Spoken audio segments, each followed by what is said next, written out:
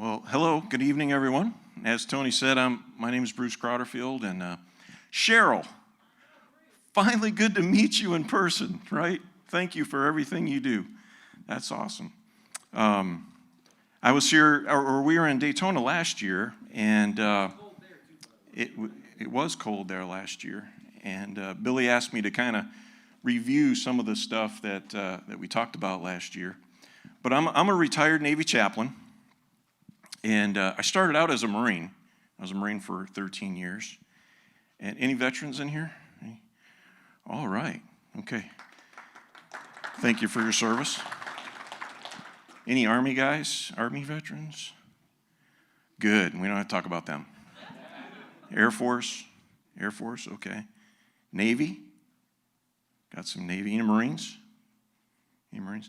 Have you figured this out? Have you figured out how to tell which branch of the service a guy's been in? Have you figured that out? Here's what you do. You ask them to secure a building. See, if they were in the Navy, they'll shut out the lights and they'll lock the door. If they're in the Army, who's my Army guys? There are none. Good. They'll shut out the lights, lock the door, they'll put a sentry outside. If they were in the Marine Corps, they'll blow it up. If they were in the Air Force, they'll take out a 10-year lease with an option to buy. Right? So tonight I'm supposed to talk about ministry of presence, and this is really one of my favorite topics because I have found that it's so important. From April of 2007 to April of 2008, I was deployed to Iraq. And I was kind of a utility player for the force chaplain. He had me going all over the place. But in doing that, I spent about 7 months, roughly, in that fun-filled desert oasis called Fallujah. And then I spent another 5 months out in the western desert on the between Saudi Arabia, Syria, and Jordan, right at the farthest west you could go, a little place called Korean Village. And as I was traveling around, one of the things that I would do for the force chaplain is I would talk to the chaplains in that area. And I'd have lunches with them. We'd have dinner together. We'd sit out behind the chapels at night and talk. And I'd show up some outpost somewhere, and I'd ask them things like, "How are things going?" And more times than not, I'd get the kind of the hangdog, like, I don't know that I'm doing any good out here. And so they had a lot of doubt about what they were doing. They'd say, Bruce, we're doing worship services, and that's struggle because sometimes we'd travel 3 or 4 hours in the back of a 7-ton truck, and we'd go to this outpost, and 10 minutes before we got there, a foot patrol went out, and you lost half of your congregation, And but these chaplains were struggling. And I can tell you that each and every one of them, I think, had this haunting feeling that their ministry could end at any minute. Does that sound familiar? I think if we're honest with ourselves, it does. And so I also noticed another kind of theme as I talked to them. They didn't know their purpose. They didn't understand their purpose. And some of them would see a gunnery sergeant, a Marine gunnery sergeant out there, and who could get things done. And he was this person of influence in the command structure, and they'd say, well, I'm gonna make myself like him. Well, we didn't hire the chaplain to be a Marine gunnery sergeant, right? So there's a problem there.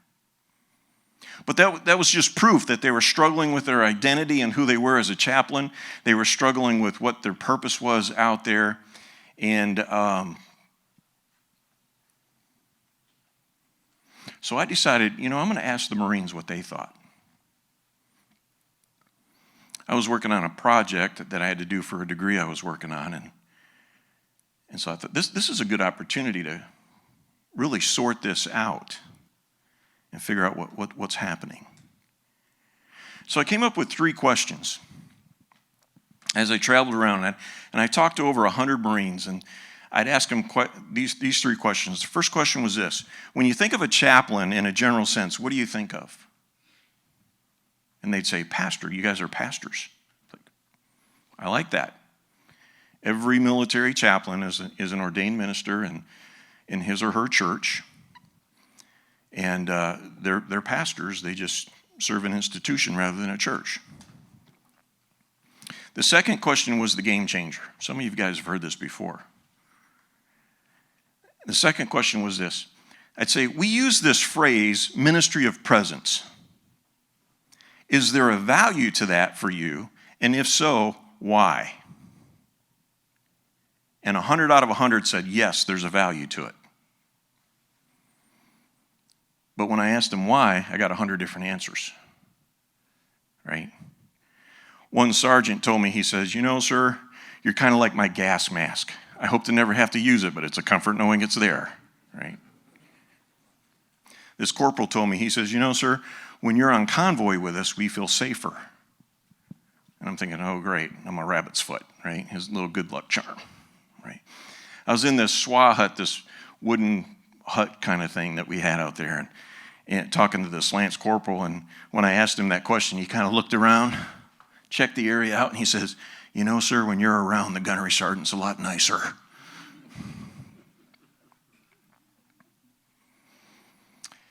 And I think it was one of those, 0230, 0300, half asleep, half awake kind of things when it occurred to me, because what was going on, because I had these 100 different answers like that, and I'm wondering what's the thread that connects them all, right?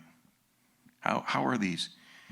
And I'm half asleep, half awake, and I realized when the chaplain's around, people are comforted. They feel safer.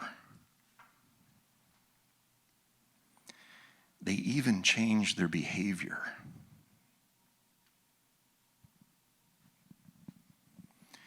Isn't that what the presence of God is supposed to do? So my hypothesis became that the chaplain is somehow a symbol or a reminder or even a real bearer of the presence of God. Now my first thought was, wow, okay, not sure I want that responsibility. Too late, here we are, right? Here it is.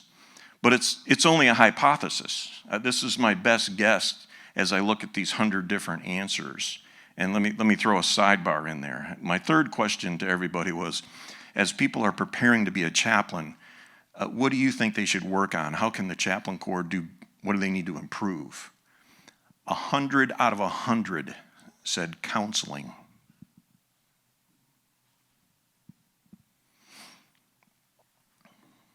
Let's go back.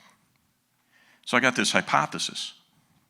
The chaplain is a symbol, a reminder, or a real bearer of the presence of God. So I got to prove or disprove this. So I go out and I interview 250 more Marines,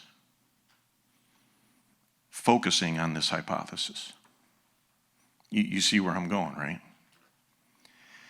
In the mind of Marines in combat in 2007 in Iraq, the chaplain was a symbol, a reminder, or a real bearer of the presence of God.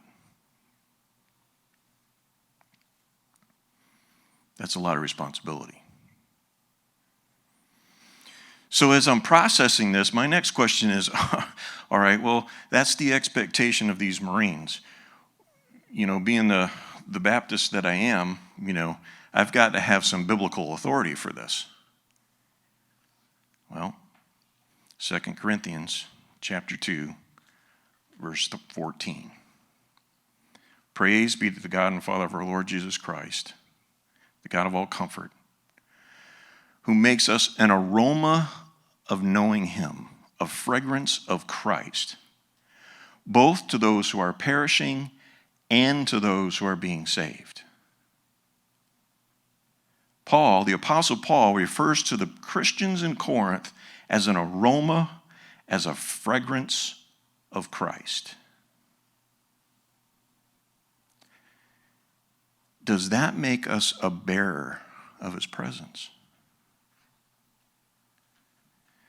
Flip over to chapter 4, 2 Corinthians chapter 4, verse 11. We bear the death of Christ in our bodies, so that the life of Christ might be made manifest in our mortal bodies. Does that make us a bearer of his presence? I think it does.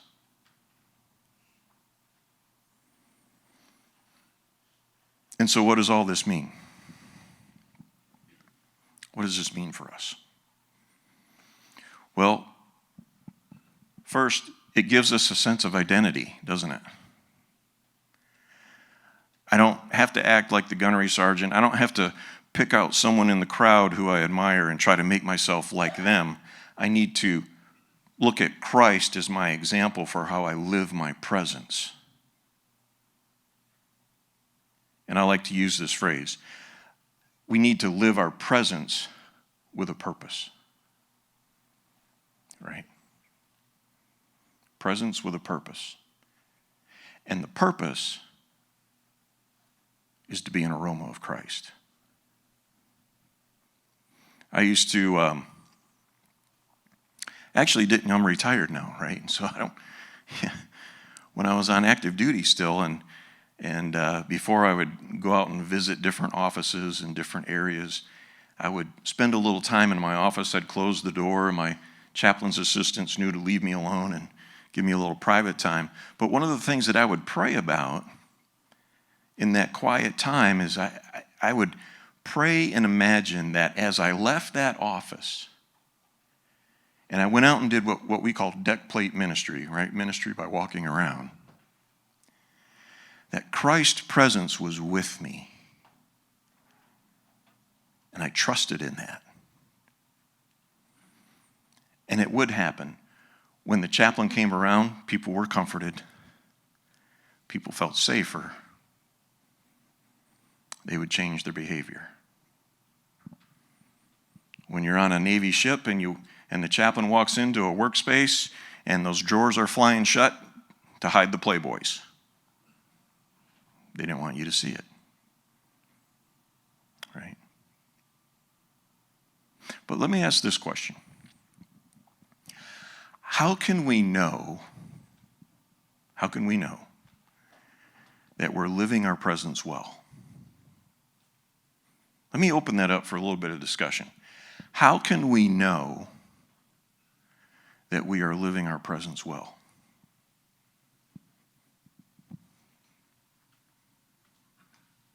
Yes, sir. I know in our community, those people are very honest. So They'll tell you. They'll tell you if you are, they'll figure out a way, as nice as they can, to tell you if you're not. Can I ask you a question? The people in your, too bad. Too bad. The people in your community, do they really want you to be like them? No. They don't, do they? They want you to somehow be different, don't they? And they don't know how to articulate that. They don't know how to put that into words. It's kind of like my Marines. When I asked them the question about or the ministry of presence, they didn't say, "Well, chaplain, you're our Emmanuel factor," right? They just don't have that kind of language, right? They'll revert to, "Well, you're my rabbit's foot. You're my good luck charm. You're my four-leaf clover." But most of all, they don't want you to be like them. They want you to be other. They expect that. Now, they'll try to shock you, right? They'll see if they can throw you off your rails. They do that for fun until they believe that they can trust you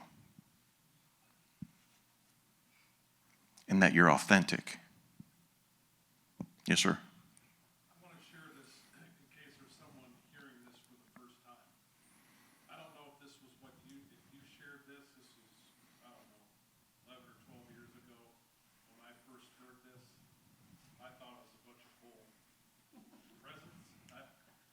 sounded kind of cool, but it was out of the whole MRO conference, it was the least important thing in my mind that was said that weekend.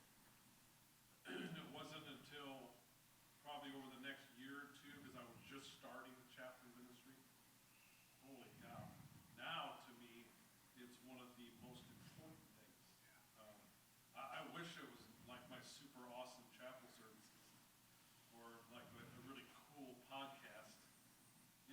None of that compares to what the feedback I get about the presence. And it's a little scary, truthful, but it's pretty powerful. God's taught me a lot. Still got a million things to learn about it. It's humbling, isn't it? Yeah. Other thoughts? How can we know that we're living our presence well? I know I've had some of my racers, especially the drag racers, when there's 50 of them lined up to go to the water box, and if I try to pray with every one of them, short prayer. If I miss somebody, a lot of times they will say, "Hey, you didn't pray for me," or just seeing your presence out here, like you said, makes me feel more comfort. But I've never had anybody tell me, "No, don't pray for me." I know most of them are unchurched, but they do appreciate it. It's doing that. Amen. Yeah. Amen to that. Other thoughts? How do we know that we're living our presence well? Yes, sir. One of the things I found when I first started working with, at the club racing level, motorcycles, it was a lot different than the sports cars that I've been covering for a couple of years before. And, you would see guys get together and go down, and get up, talk to each other, shake hands, come away. But what had happened, they'd get back to their own pit. Everybody in their pit was mad at the other guy, the other team, you know, all that stuff. And if I would go and try to, as quick as I could, just make an appearance at each one of the pits and kind of stop all of the and just bring some peace, you know, and reassure that they're okay, you know, and kind of a little bit about how bad is it going to be to fix, and, you know, what's the plan and that, and then quickly move on to the other one and kind of do the same thing. Just the presence of somebody that wasn't offended in their pit would make a difference, you know. Right. Yeah. And I don't know if that's the presence of Jesus or just somebody that wasn't stupid mad, but it made a difference. Well, we can mess up our presence, can't we? Right? By our behavior. So when I say living our presence well, we need to walk the walk and talk the talk, right? So that they can trust us. They see that our faith is authentic. But we can lose that. You know, being a Navy chaplain, I spent most of my time with the Marines because I'm not real smart and I talk like they do, right? When you're with the Marines and you show up to a new command, you have instant credibility. Instant. You don't have to prove yourself as a chaplain when you show up to a new Marine command. You have instant credibility. But man, if you lose it, you may never get it back, and you probably won't. With the Navy, it's a little different. You show up to a new command and you've got to prove yourself. And right about the time you get credibility, it's time to leave and go to your next assignment, you know, which makes it a little tough. Let me share a thought with you about how we can know that we're living our presence well. And it's simply this. When we have an interaction with someone, for them, it needs to be an experience of grace and truth. When they walk away from that interpersonal interaction that you've had, they have to have this feeling that was a grace-filled experience with that person. And there might have been a little truth mixed. I think of the Samaritan woman at the well, right? This adulteress who had this interaction with Christ, and when she walked away, for her, that was an experience of grace. As opposed to what? Condemnation. And there was some truth mixed in. Go and sin no more, right? And he didn't beat her up. Just, hey, go and don't sin anymore. So when we give someone that experience, yes. In my motocross, they were always wrecking, sometimes serious. That's when I have the time to really get to know them, going to the hospital, or meeting their parents. First person they come back after they're well, they'll come back to me and the parents will and thank me for praying and being with their son or daughter. That's when they really do appreciate you, man. Yep, yeah, they do. When you're there to care for them. And this is probably a good segue about caring, because tomorrow I'm going to talk about caring. If I had a dry erase board up here, what I would point out to you is that I've got this lecture tonight, which is about ministry of presence. But this lecture is critically connected to the lecture that we're going to do tomorrow, which is on pastoral care skills in trauma. And if I had a dry erase board up here, I'd say ministry of presence plus effective pastoral care skills equals good trauma care. Your trauma care, when I get into it tomorrow, which is going to be largely skills focused, does you no good without your presence. And your presence with a purpose. It is the foundation for everything else. Does that make sense? So tomorrow we're going to talk about trauma.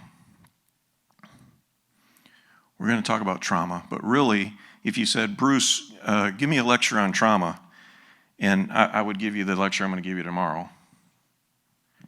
But if you said, Bruce, give us a lecture on how to do discipleship, I would literally change the title and give you the same lecture. Or if you said, Bruce, give us a lecture on how to do mentoring, I'd change the title and give you the same lecture. The skills that I'm going to share with you tomorrow, you can use in just about any facet of your ministry. But if you don't have the presence thing figured out first,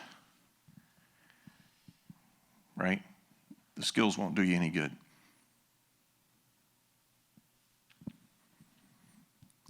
Tony. I think Raymond and Mark know this about me, and Jessica knows. Like I go to 2 races a year, and so going to 2 races out of 12 weekends, it's difficult, right? Like that's the struggle for me. Has always been the struggle for me.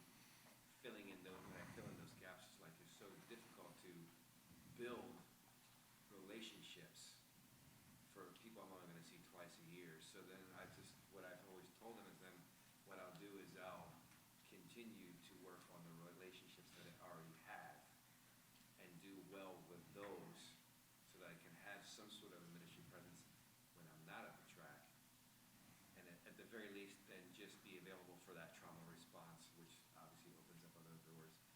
And then I'll just like try to pick one or 2 people and try to get to know over this weekend. Otherwise, it gets so overwhelming, and then you feel like you're not being effective. You feel like, man, I'm just here to just take care of trauma, and that's it, and not really making a dent. If that makes sense.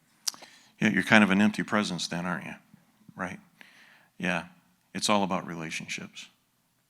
Yep. Other thoughts, questions? I think, I know for me at Henry Motorsports, I'm around 550 people 5 days a week for the last 6 years, same people. And,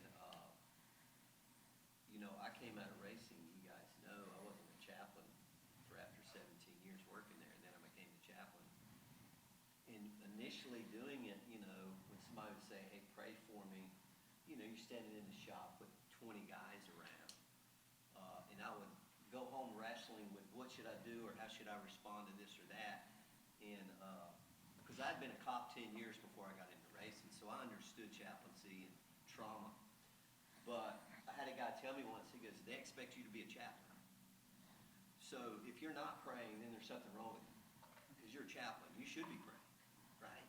So they would say, you have a title. So if you're the chaplain, then be the chaplain. Like, they expect you to talk spiritual things. They expect you to pray. They expect you to carry yourself different than they do. And so that presence is when you do come around, I have a title, and they say, well, that's the chaplain. And he does pray, and he does listen. He does offer grace. Because if you don't have all that, they're always sizing you up.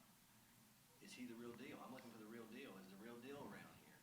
And Right. so when you walk in a room, it's like you say, Bruce, all of a sudden, it's not like you're the cloth, but you are. Like, oh, that's what he represents. And really, it doesn't really matter who it is. I mean, you do got to carry yourself as someone that you can have influence, but man, when they see that title, they expect you to walk that. And somebody was talking about a lecture on self-care earlier tonight in one of my little discussions. This is about self-care. You've got to do self-care to be in that spiritual place where you are an aroma of Christ. If you're not doing your self-care and you're short-fused, there's a problem. If you're not doing your self-care and you're a little snippy, you're not bearing the presence well. If you're not doing your self-care and you're a little bit bitter or a little bit resentful, you got a little bit of a chip on your shoulder about something, you're not living your presence well. I want to add what Donnie said about somebody asking you to pray with them. Before, I'd be scared to do it, but then I got to where I'd say, all right, we're going to pray right now. We ain't going no further, we're going to pray right now. So that makes it, that shows them that you are there too.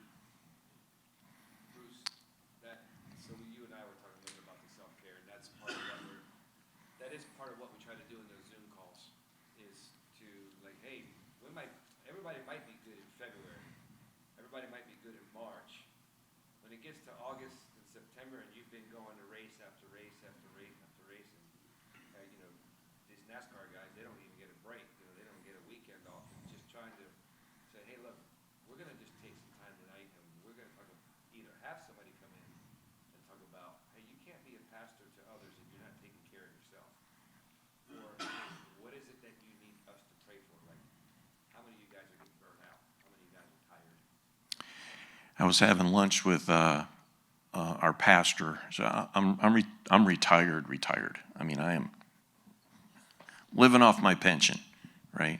But my wife and I found this neat little church in Chatham, Virginia, and I think I was telling Nick that I help out our pastor as best I can, and so I do a lot of counseling for him, and I teach on Wednesday nights for him.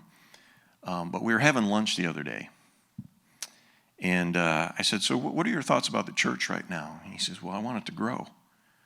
And I didn't tell him this, but I'm thinking, brother, you're pulling 350 every Sunday, and you're in this little country town in central Virginia where there is nobody. You're doing pretty well, But he said, Bruce, I want to grow. And I said, what do you think is in the way? He said, well, I just think they're complacent. I go, okay. And he said, well, what do you think I need to do? I said, I don't really know, but can I share a thought with you? He said, sure. He said, do you understand what mirroring is? Mirroring is this concept of a dynamic that happens in a church. And in short, what it means is that a congregation is a mirror image of its pastor.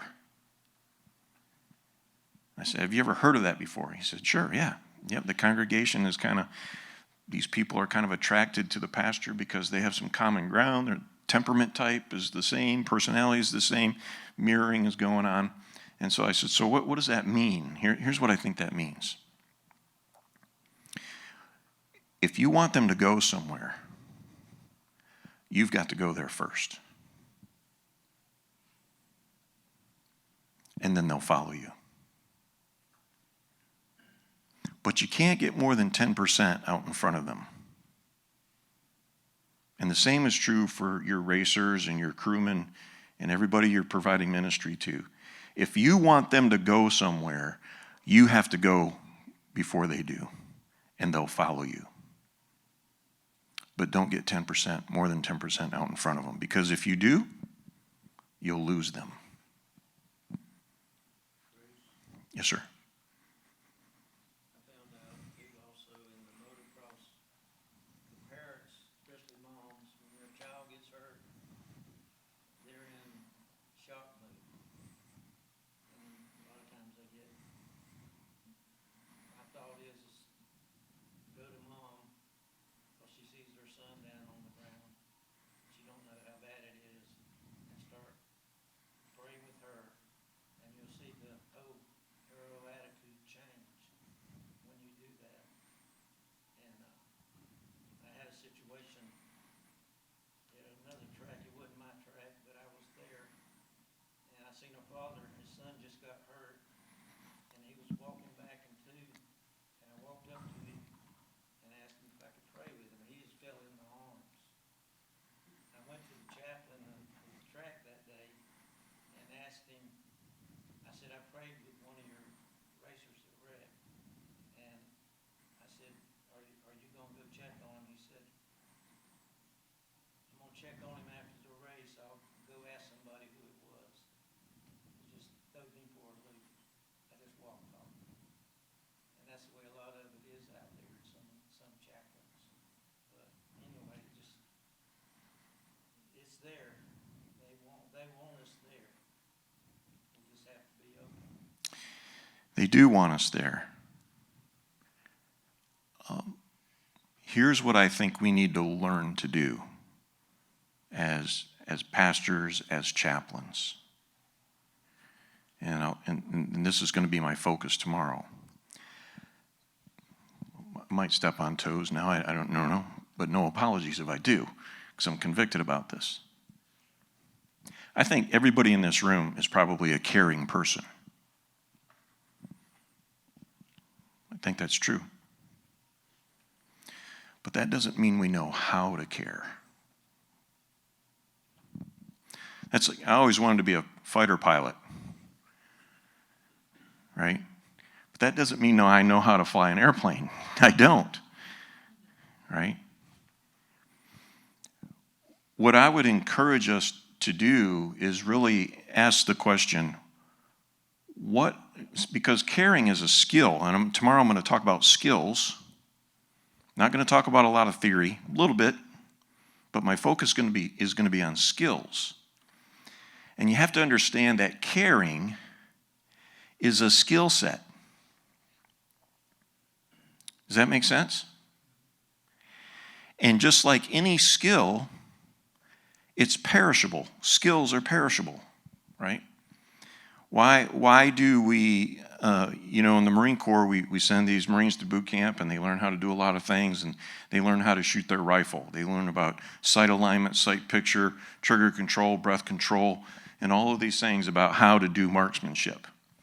Now, and so we teach them the skill on how to shoot an M16. But every year we send them back to the rifle range and make them exercise those skills. Why do we do that? Because skills are perishable. Caring is a skill, or a skill set, I should say. And those skills are perishable. So I really think it's kind of neat that Billy said, all right, Bruce, we want you to come back this year and really review what you did last year. I'm like, okay, I can go for that.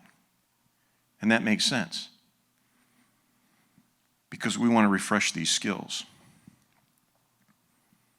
Thoughts or questions about that? Are we running out? What's our time look like, Tony? Technically, you have 9 more minutes, but we're good. Okay. Thoughts or questions about that? One of the things that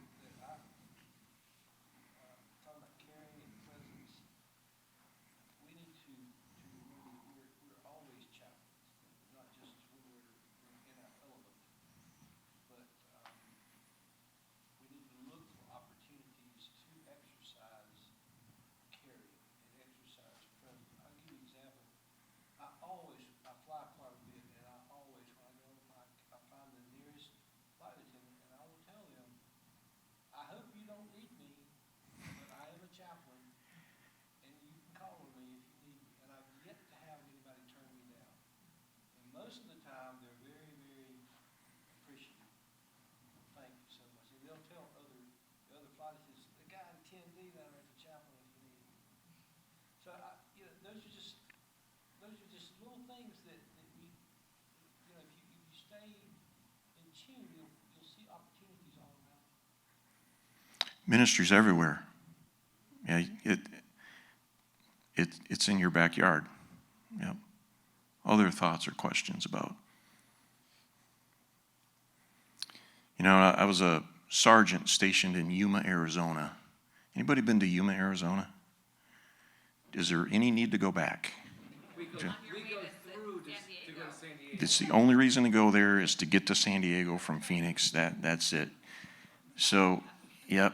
And we were stationed there, and they sent us on this NATO operation in the mountains of Turkey.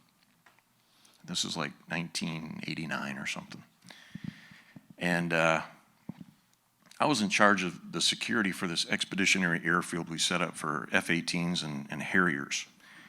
And we were there for about 10 days or so, and we got things set up, and the CO decided that he's going to let us go into town, this town called Balıkesir, in the middle of Turkey, and have some liberty.